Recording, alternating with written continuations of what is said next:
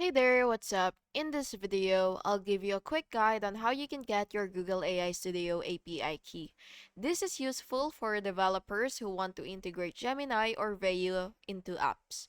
So the first thing that you will have to do once you're on your AI Studio.google.com, you will just have to select Get API Key, which is right here, or API keys if yeah.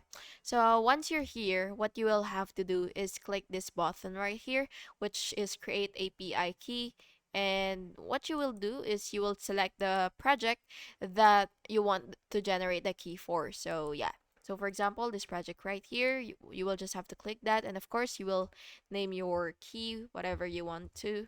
So once that's all set, you will just have to click create key, and you will just have to wait for it to load.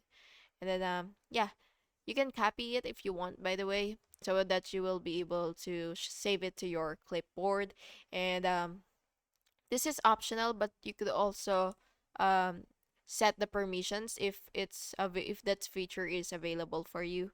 So yeah, that's basically just it. And make sure to paste the key into your app or environment variable and avoid sharing it publicly, of course. And yeah, that's how you can generate an API key in Google AI Studio for app and workflow integration. Thank you so much for watching this video, and I really hope to see you in the next one.